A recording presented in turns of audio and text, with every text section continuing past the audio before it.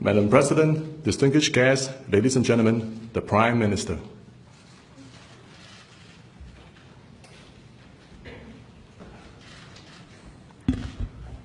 President Halima Yaakob and Mr. Muhammad Al-Habshi, Chief Justice, Excellencies and distinguished guests, ladies and gentlemen. We are here this evening to witness the inauguration of Madam Halima Yaakob as the 8th President of the Republic of Singapore. Madam President, congratulations on your election.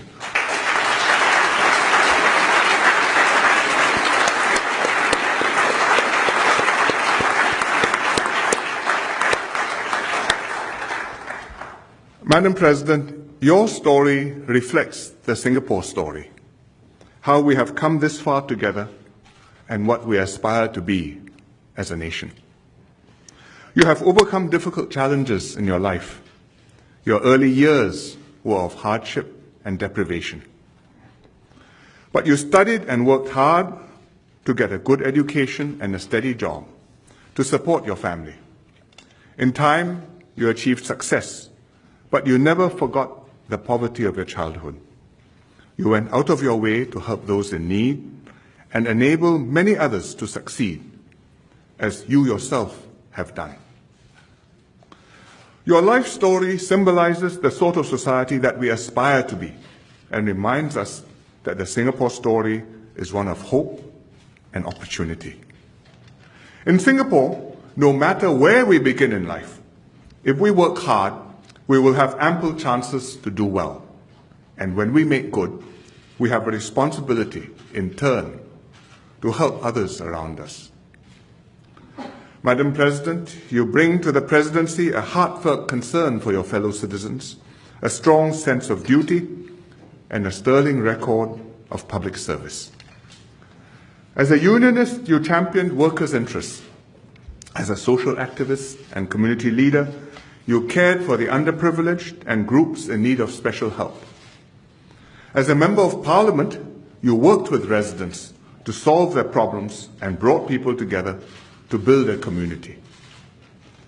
As a Minister of State, you worked with youth groups to engage their energies and idealism, improved childcare services to support working mothers, and enhanced support for the disabled by setting up the Centre for Enabled Living, which later became SG Enable. As the Speaker of Parliament, you were even-handed and fair to all MPs, encouraging robust debates on national issues while maintaining decorum and order in the House.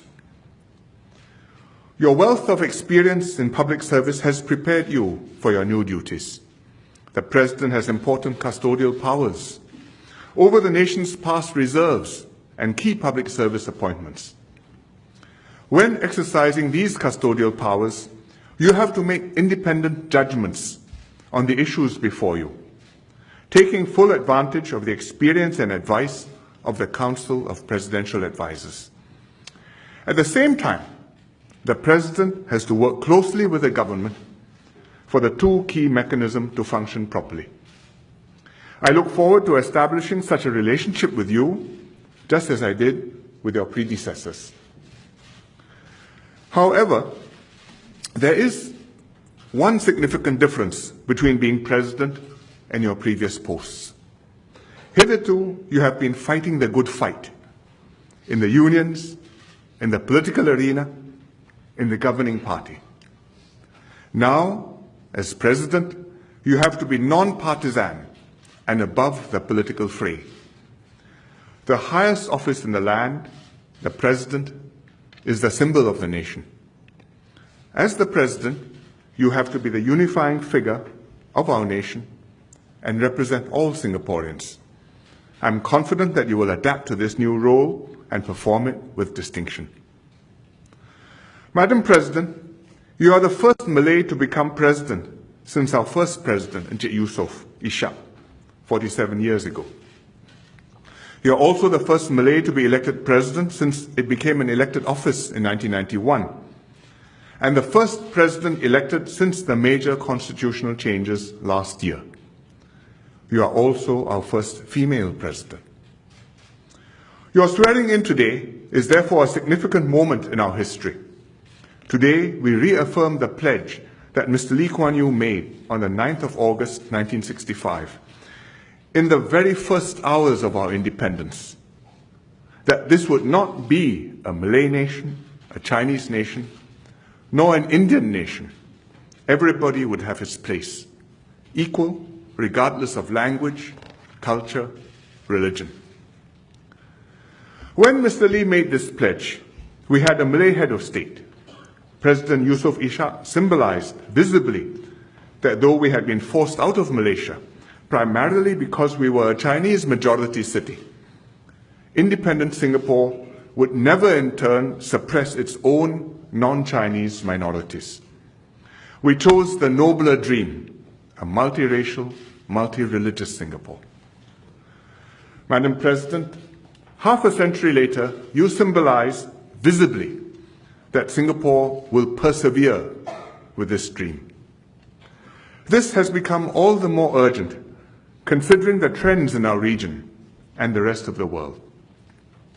In an age when ethnic nationalism is rising, extremist terrorism sows distrust and fear, and exclusivist ideologies deepen communal and religious fault lines, here in Singapore, we will resist this tide. Here, the majority will make extra efforts to ensure that minorities enjoy equal rights. That is something special, precious, and fragile. That's why we make sure that Parliament always has representatives from all ethnic groups. And now we will regularly have a head of state, the symbol of the nation, who can look like President Benjamin Sheares, who was a Eurasian, President S.R. Nathan, who was an Indian, President Tony Tan, who was a Chinese, and President Halimah Yacob, a Malay and a woman.